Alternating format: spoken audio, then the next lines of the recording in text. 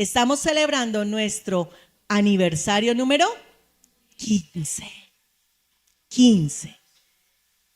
Ahorita al final bailamos el vals. No, no es cierto.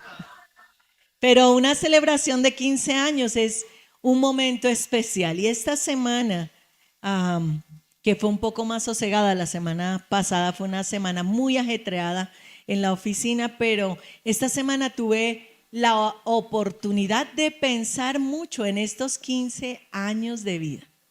15 años de vida de la iglesia. Y lo primero que vino a mi cabeza durante estos 15 años fue que esta iglesia no era una iglesia viable. Y pensé cada domingo que yo invitaba a la iglesia para que creciéramos. Cada domingo que insistíamos que debíamos ser autosostenibles, que debíamos llegar a la meta de los tantos que necesitábamos para ser iglesia. Y pensé en tantas personas que han pasado por esta congregación. Y el pastor Víctor, frente a una situación muy particular que sucedió, me dijo: ¿cuántos fueron ministrados durante estos 15 años de tu trabajo pastoral? ¿Cuántos? ¿A cuántos has consolado? ¿A cuántos has animado? Y yo decía: Señor, es maravilloso poder celebrar este tiempo y poder ver gente que adora como estos muchachos hoy. A Dani yo le conocí bebé, a Dianita mucho más grandecita, a Jorge era un adolescente interesante, bastante interesante. Y celebrar 15 años, mis amados, es celebrar la fidelidad de Dios, porque Él no ha cambiado.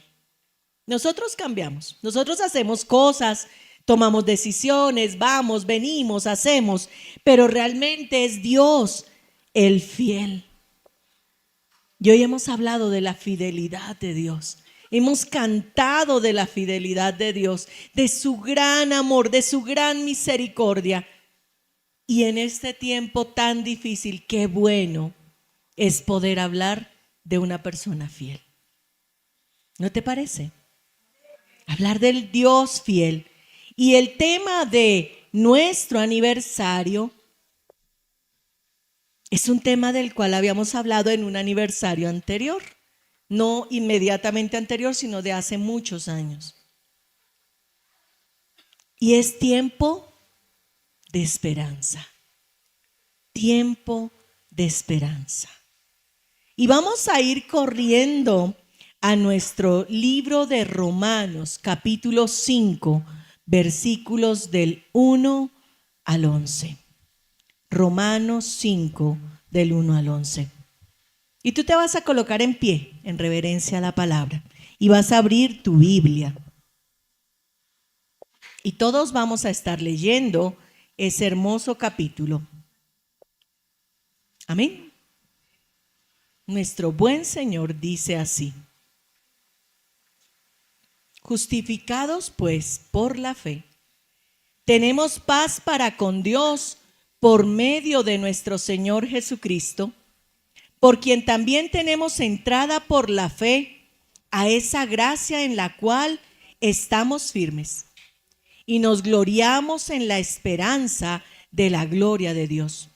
Y no solo esto, sino que también nos gloriamos en las tribulaciones, sabiendo que la tribulación produce paciencia, y la paciencia prueba, y la prueba esperanza, y la esperanza no avergüenza, porque el amor de Dios ha sido derramado en nuestros corazones por el Espíritu Santo que nos fue dado.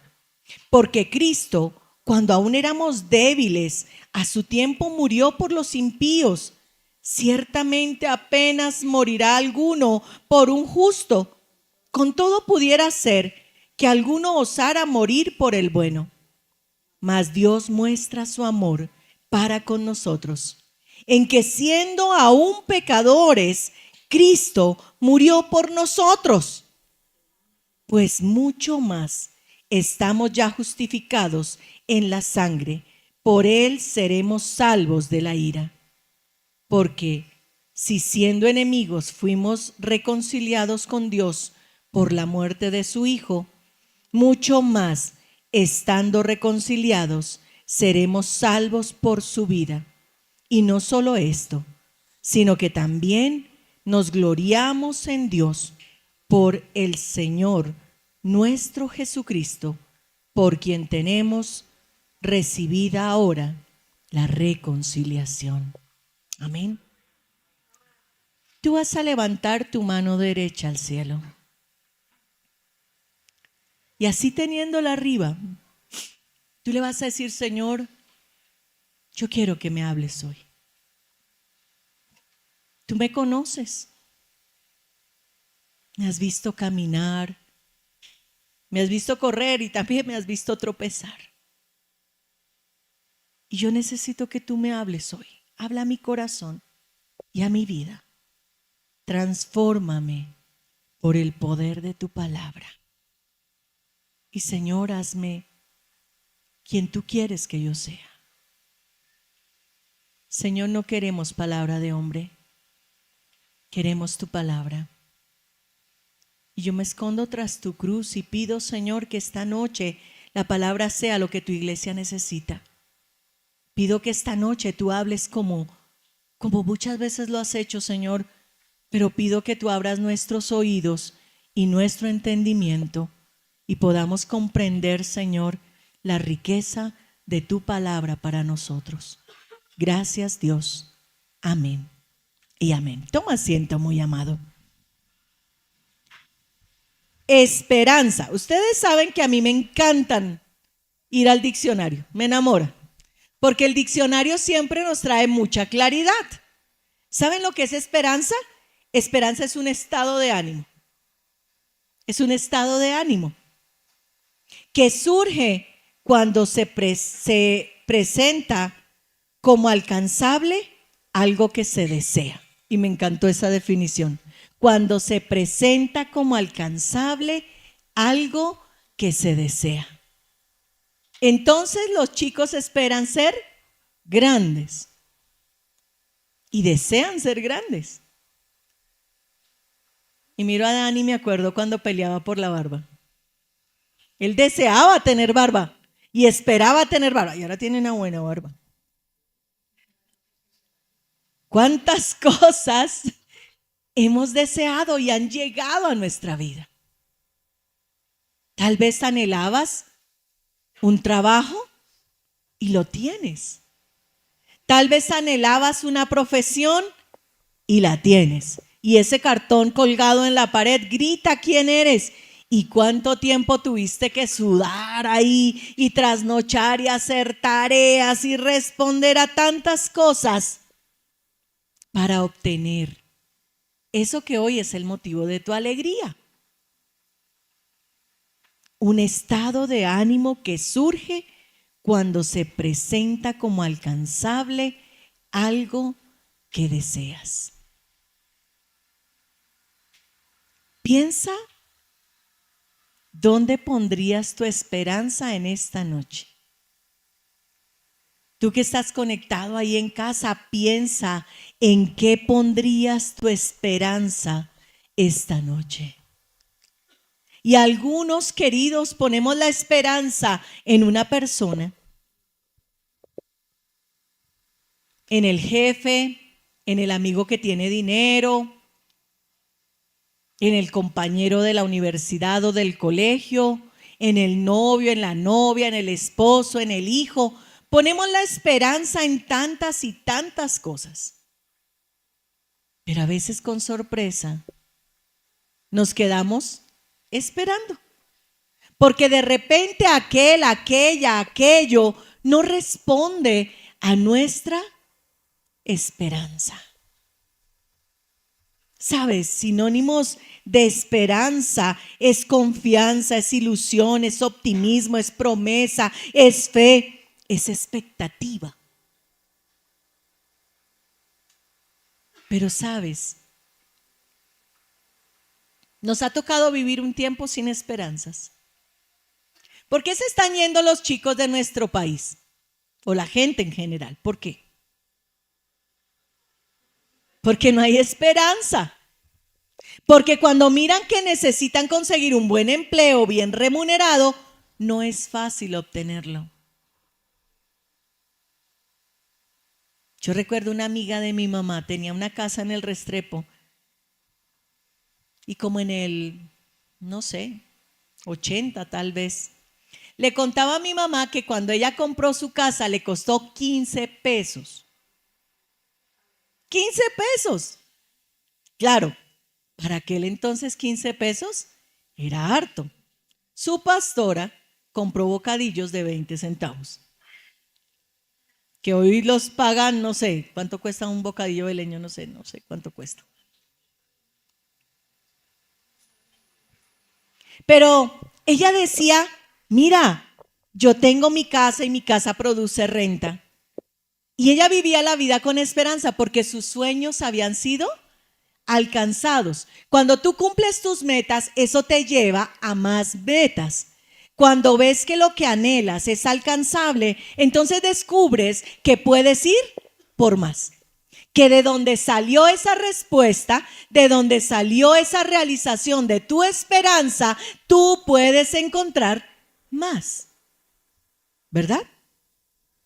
Como las galletas esas chiquitas mini chips. ¿Les ha pasado? Esas que el comercial decía que no podías parar de comer. Eso.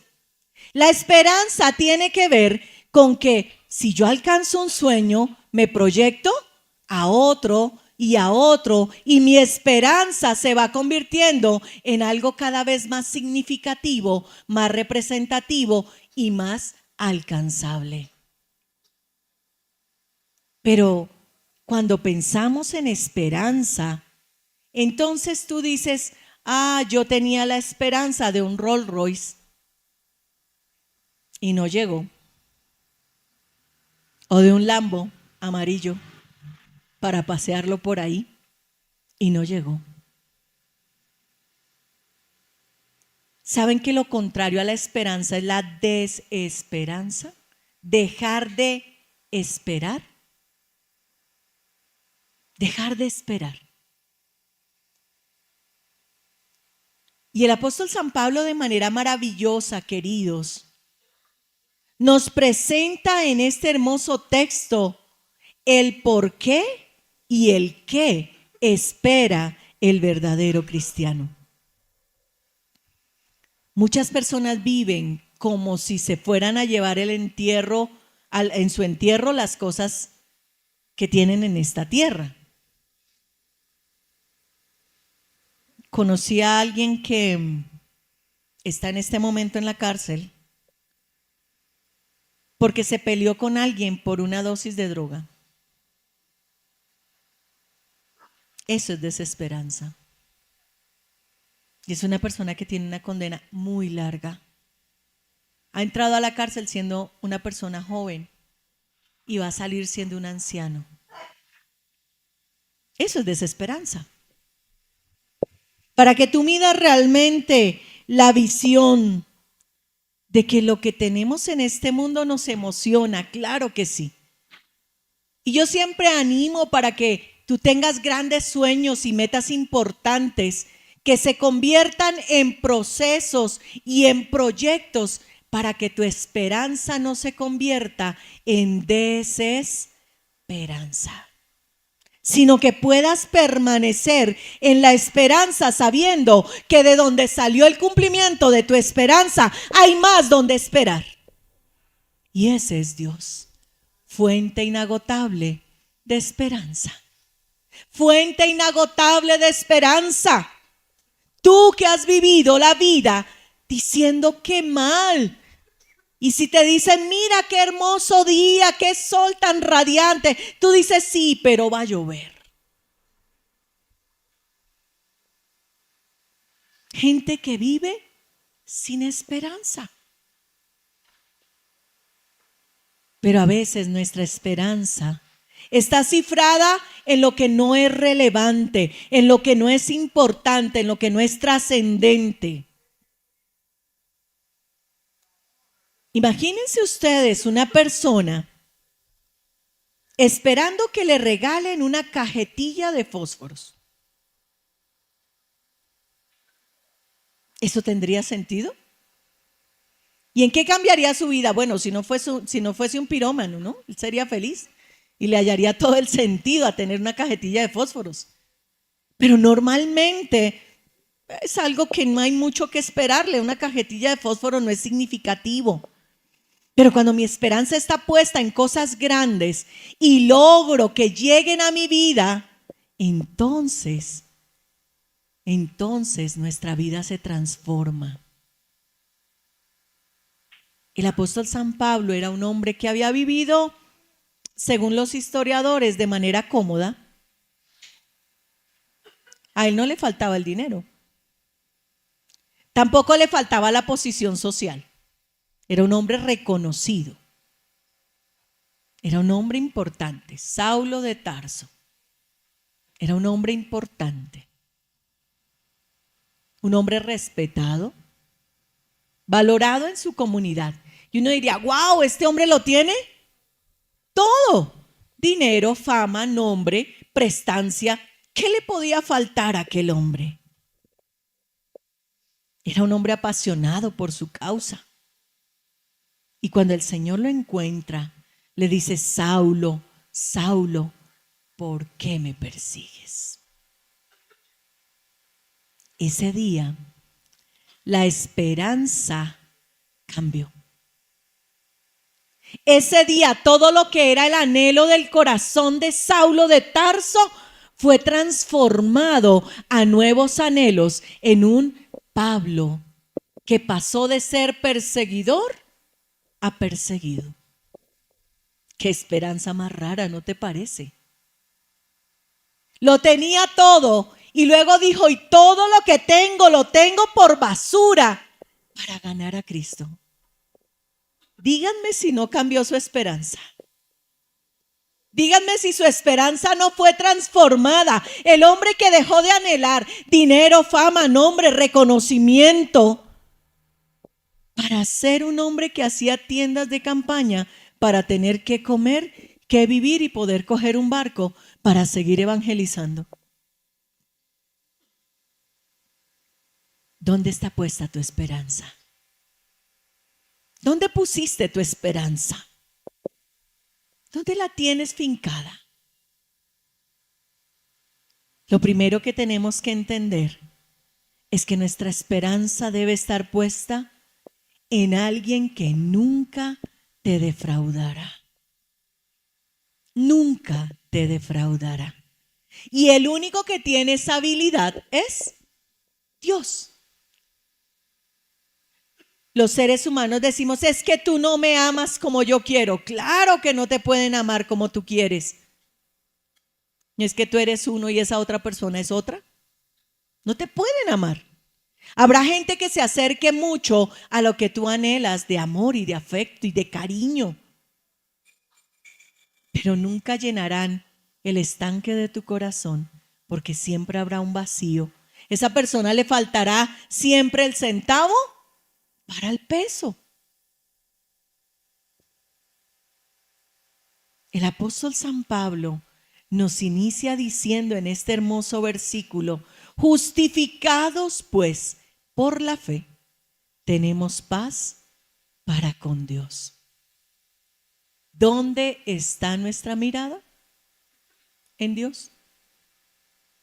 ¿Dónde debe estar puesta tu esperanza? En Dios. En aquel que es realizador de proyectos y que luego de donde salieron esos proyectos hay más. Siempre habrá más en Dios para ti. Yo les compartía que cuando cumplí 50 años, realmente me preocupé. Yo celebré mis 40 con mucho gozo. Dije, wow, qué chévere ser grande. A los 40 uno ya es autónomo. A los 40 ya se conoce y conoce a los demás. Bueno, medianamente. Y empecé a vivir por convicción. Pero cuando llegué a los 50, un día sentada en mi oficina, dije, wow, Dios, de aquí para abajo todo es en bajada. 50 es la mitad de mi vida o de pronto más de la mitad de mi vida, Señor. Y ahora, Kabut. Y lo que vino a mi corazón fue desesperanza. Porque quité la vista de aquel que tiene más y más esperanza y me quedé mirándome a mí misma en mi condición humana.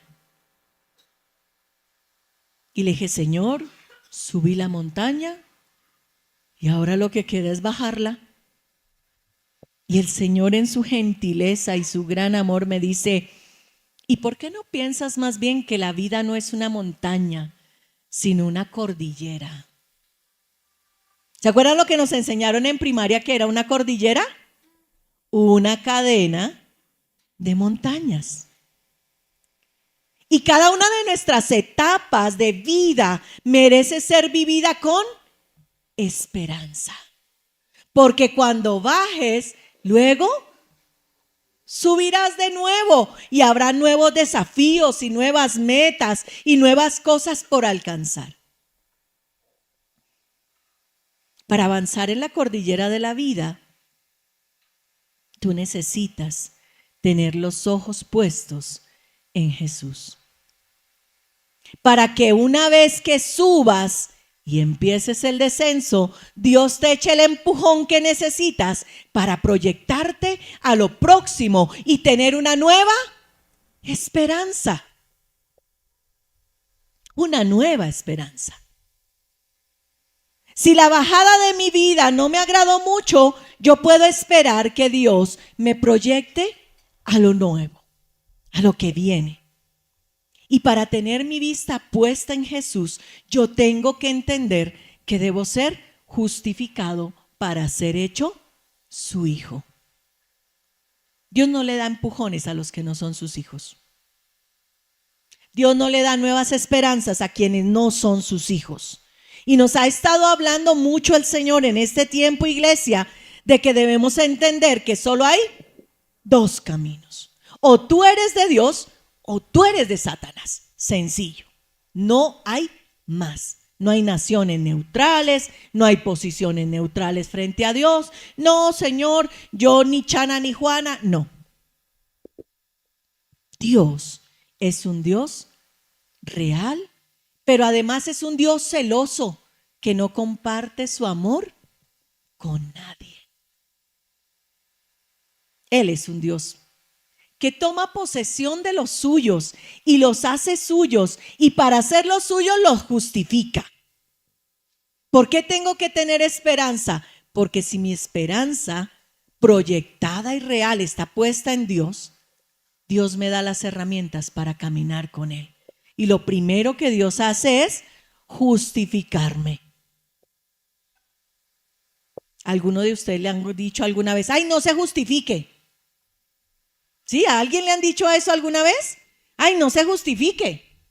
Eso es como no presente excusas. Pero ahora el texto te dice, justificados en Dios. Justificados en Dios. Justificados. Entonces, ¿quién es el que presenta mi excusa? Sí, él pecó, pero... Sí, ella pecó, pero Dios es un Dios enormemente fiel. Dios es un Dios bueno, que quiere proyectarte a lo próximo y que vivas con esperanza, pero solo vive con esperanza real y verdadera aquel que se ha encontrado con Jesús. ¿Y cómo me encuentro con Jesús? Pues cuando le acepto y acepto su obra redentora en mi vida. Cuando entiendo que necesito perdón de mis pecados, entonces su sangre me limpia de todos mis pecados. Así es de que, ¿por qué tener esperanza? Porque soy justificado. Porque Dios ya no me echa en el costal de los otros pecadores. Dios me pone en el saco de sus hijos amados y escogidos. Adicionalmente, también tengo esperanza porque he recibido la gracia de Dios como el más maravilloso de los regalos. El versículo 2 dice, por quien también tenemos entrada por la fe a esta gracia en la cual estamos firmes. En estos 15 años hemos visto afirmarse a muchos, hemos visto tambalear a otros y hemos visto con tristeza caer a otros. Pero sabes, la gracia, la misericordia y el favor de Dios siempre están a disposición. Y la gracia de Dios es ese favor inmerecido. Es el regalo que Dios nos da sin que lo merezcamos. Ese amor del que cantábamos hoy. Oh, tu amor me envuelve, me sostiene. Amor sin condición. Él deja las 99 y va por mí. Eso es amor. Eso es amor. Cuando alguien tiene muchas cosas que hacer, pero tú necesitas algo y abandona todo porque va por ti, porque siempre tú estarás primero, porque tus necesidades para él o ella son prioritarias. Eso es amor. Verdadero y genuino amor. El texto dice, esta gracia en la cual estamos bien parados, estamos firmes. Yo no tengo duda del gran amor de Dios por mí. ¿Y tú? ¿Te sientes amada y amado por el Señor? Y puedes decir, yo sé que Dios me ama. ¿Podrías decir eso esta noche? Pues dilo, yo sé que Dios me ama. Amén. Edelmirita dice, y yo lo amo a Él. La gracia de Dios nos da razones para tener esperanza. Entonces, ya no voy a ser condenado con el mundo porque he sido justificado. Eso me da esperanza.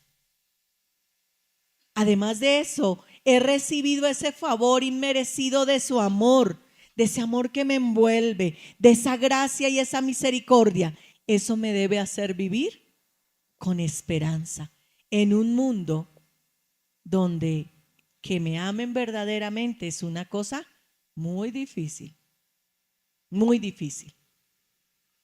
Hay gente que ama a alguien por el estatus que le da. Hay gente que ama a otros por convicción o por llenar vacíos personales. Pero amar al otro porque sí, no es un amor muy frecuente.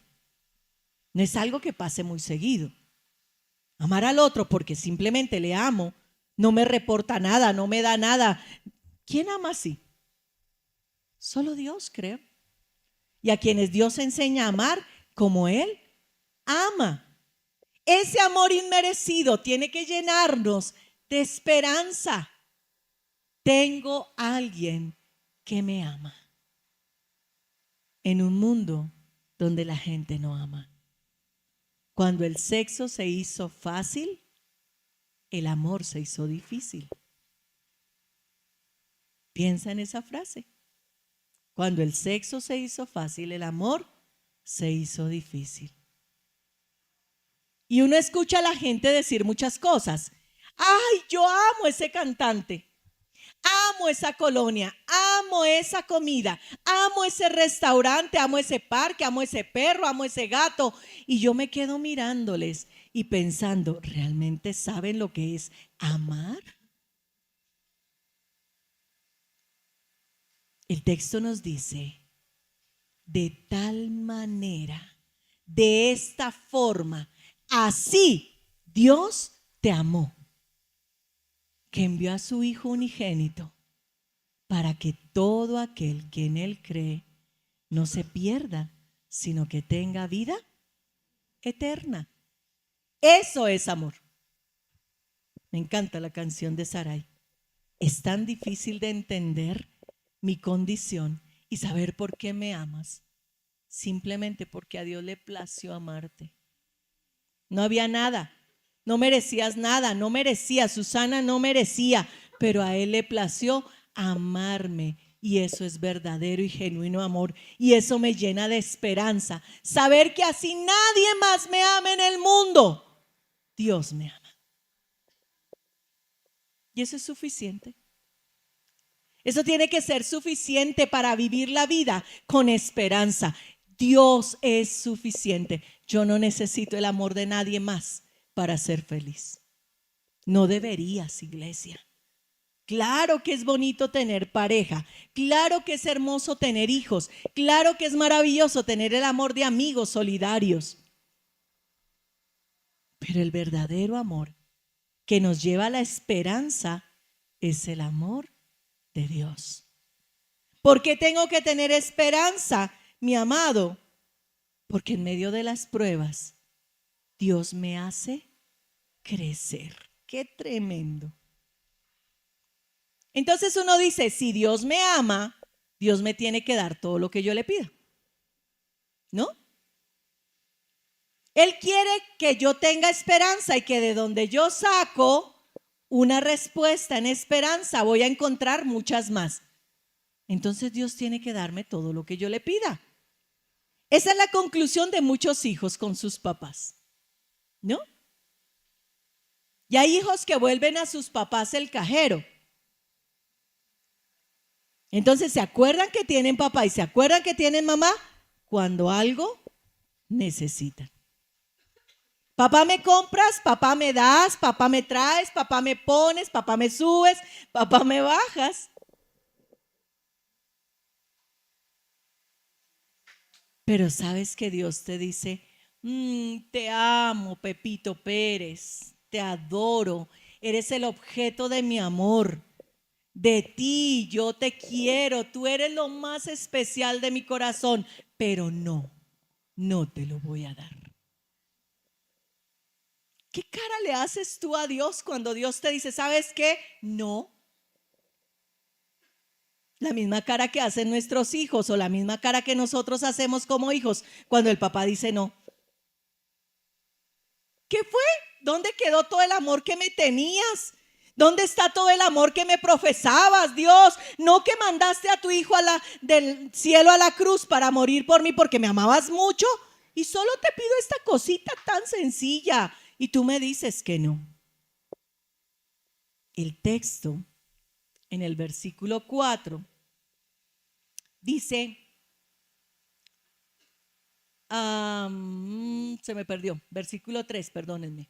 Y no solo esto, sino que también nos gloriamos en las tribulaciones. Tribulaciones no es cualquier problema, no es se me partió la uña. Tribulación es un problema enorme. Es una barca hecha de palitos en medio del océano Pacífico con una gran tormenta de noche y rodeado de tiburones. Eso es tribulación. Eso es tribulación. Pero en medio de las tribulaciones sabemos que la tribulación produce paciencia. Qué difícil ser pacientes. Nos aceleramos y tomamos decisiones como la que tomó Sara, ¿verdad? Ahí hay una que no supo tener paciencia. El Señor le dijo, aguanta un año. Y Sara dijo, uy, no, eso está muy demorado. Ahí está Agar. Y ahorita hay una guerra entre aquel par de hermanitos por la creatividad y el desespero de Sara. Dios tiene para ti lo mejor, nunca lo dudes. Nunca lo dudes. El Señor me preguntaba el otro día y me decía, ¿por qué mi iglesia tiene miedo de mis respuestas? Si yo les he enseñado que mi voluntad es agradable y es perfecta. Pero nosotros no queremos la respuesta de Dios. Queremos que Dios nos diga sí, como el papá cajero. Y Dios te va a hacer pasar por la prueba Dios te va a hacer pasar por la tribulación para que tú aprendas a esperar en Dios.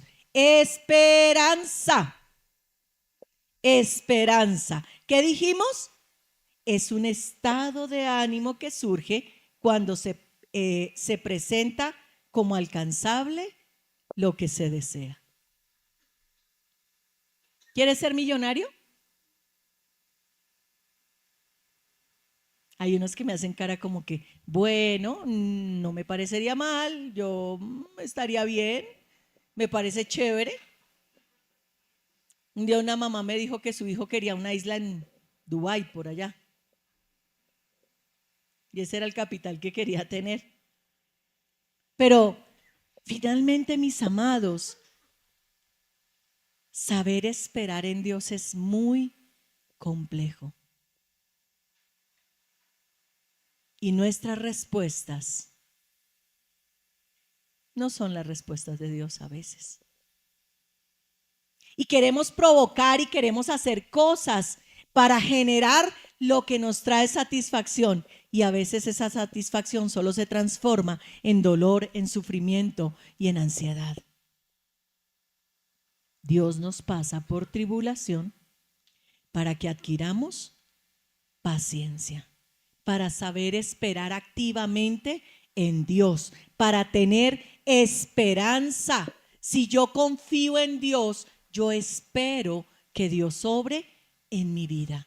Me justificó, me envolvió con su amor, pero me pasó por la prueba para que yo aprenda a esperar en Él, para que yo aprenda a esperar en mi Señor. Y luego dice la palabra que la prueba produce paciencia y la paciencia prueba y la prueba esperanza y la esperanza no avergüenza. Oye esto, y si es lo único que puedes aprender esta noche o quieres aprender esta noche, subráyalo allí.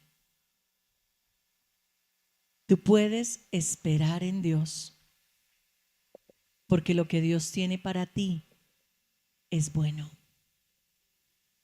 Espera en Dios porque lo que Dios tiene para ti es bueno. Iglesia, escucha.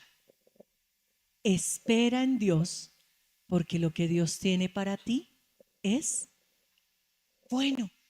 Es bueno, es agradable, es perfecto. ¿Qué es lo que estás esperando que Dios haga? ¿Dónde empezó tu prueba? ¿Dónde empezó? ¿Dónde estabas cuando fuiste desafiado a esperar en Dios y en vez de esperar corriste?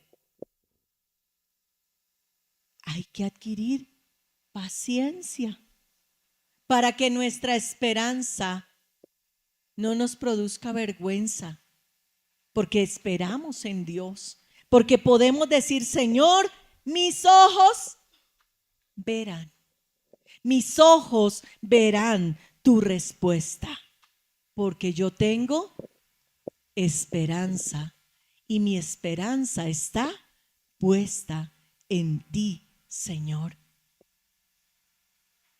No tengas miedo. Dios no te va a dejar avergonzado. Dios no te va a dejar avergonzada. Dios va a suplir conforme a su infinita riqueza en gloria. Y de donde salió la realización de tus primeros proyectos en esperanza, vendrá más y vendrá más y vendrá más. Porque Dios no es un Dios escaso. Dios es un Dios generoso, rico y abundante en misericordia, iglesia. ¿Puedes decirle amén a eso? Ahora confíalo. Confía. Cuando tú dices amén, tú estás diciendo, Señor, así sea. Así sea. Señor, que tu esperanza, Señor, puesta en mí, me lleve a ver tu gloria y no a vergüenza. Porque tú haces lo que yo necesito, que no necesariamente es lo que yo quiero. Esa es la dificultad de la vida. Lo que tú necesitas tal vez no es lo que tú quieres. En nuestro entrenamiento, el pastor Orlando Amor nos llevaba a pensar en lo que era una necesidad y un deseo. ¿Recuerdan? Una necesidad es algo vital. Un deseo es un antojo. Pero hay gente que dice, necesito unas Nike o unas Adidas. Y uno dice, ¿necesitas unas Nike, unas Adidas o necesitas unos zapatos? ¿Qué es lo que necesitas? Unos zapatos. Y pueden ser Nike, Adidas o Adino. Lo que prefieras. Dios sabe lo que realmente necesitas. Tal vez tú no. Pero la esperanza de Dios nunca trae vergüenza. La esperanza de Dios siempre te llevará a alcanzar metas y a crecer, porque ese es el plan de Dios. José estuvo como esclavo, pero bendijo a Dios. José estuvo prisionero, pero bendijo a Dios. Y José fue el segundo al mando de Egipto, pero bendijo a Dios. Eso es tener esperanza. Eso es tener esperanza. Imagínense ustedes, uno vendido por su propia familia como esclavo. Y lo que siempre decimos, nunca vimos a José quejarse, ni levantar su voz. Dios quiere, iglesia, que tú entiendas que puedes vivir con esperanza, porque el proceso de Dios para sus hijos es llevarles a una esperanza que no avergüenza. No es solo el esperar por el esperar.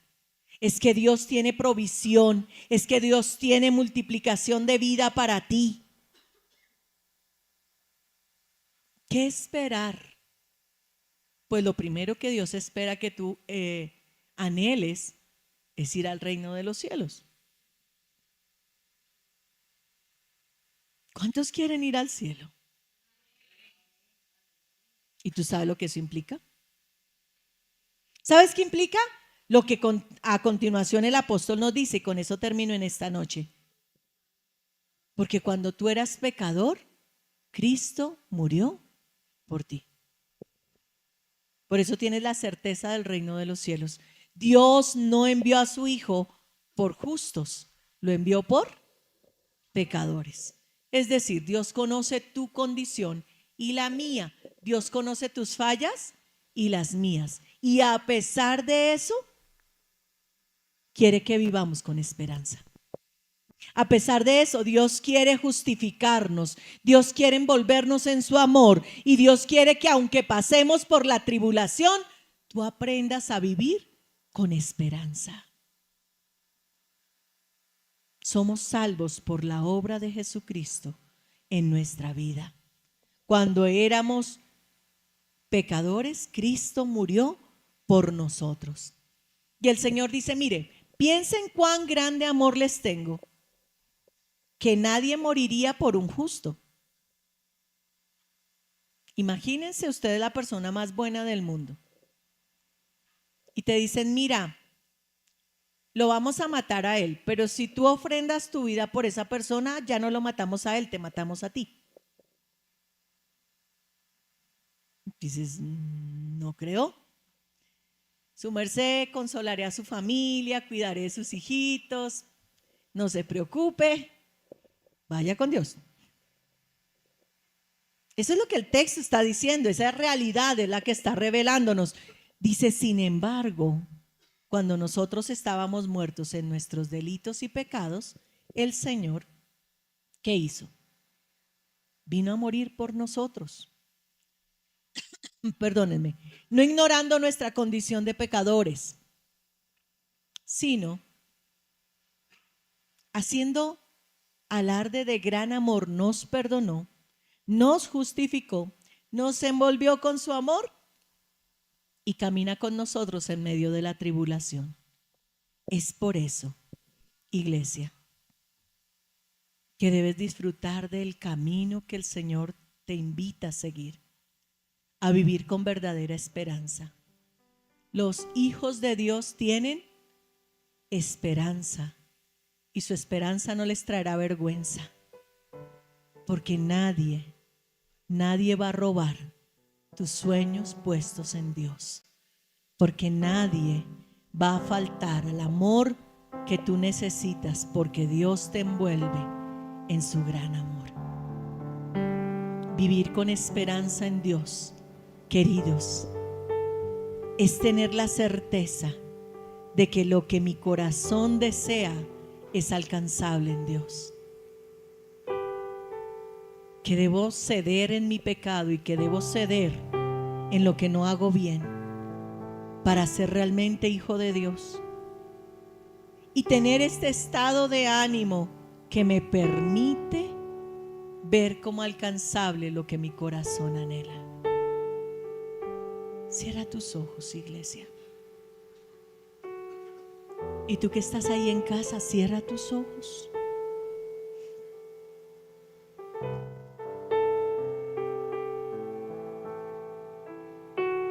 Tu amor me envuelve, Señor.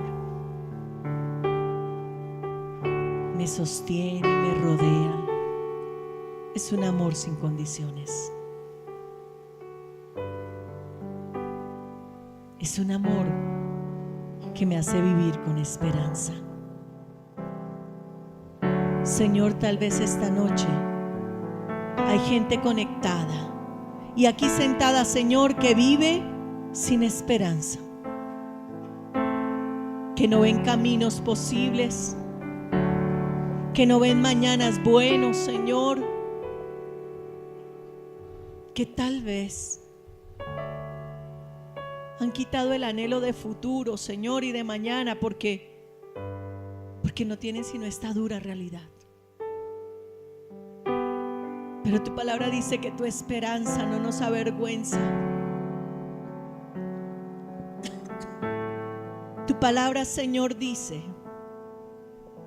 que tu esperanza, Señor, viene como producto de tu proceso en nuestra vida. De pasar por las pruebas, Señor, de pasar por las dificultades y descubrirnos tus hijos, obedeciéndote y haciendo aquello que a ti te agrada. Señor, por favor, yo ruego por los que están sin esperanza,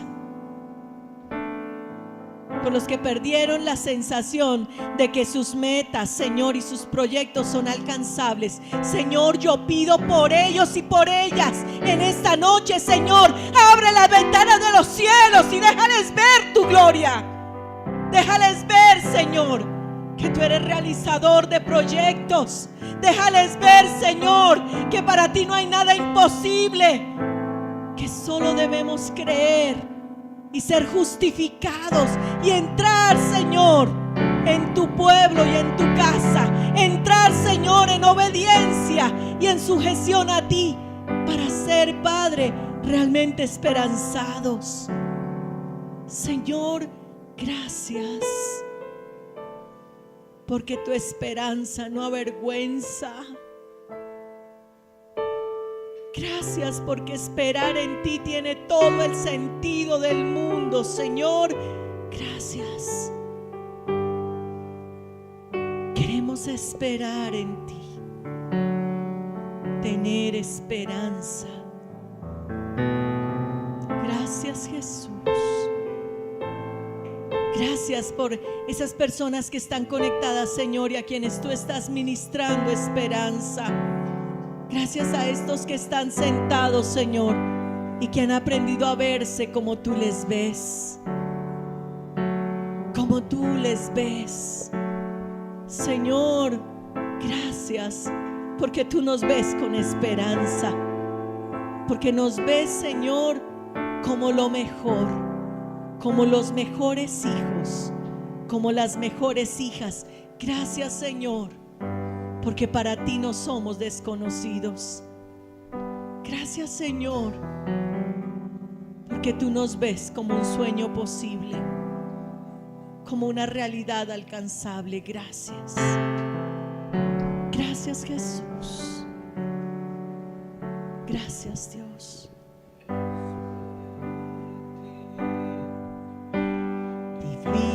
sé que es. Mente dice no, no es posible, pero mi corazón confiado está en Él. Tú siempre has sido fiel, me has sostenido.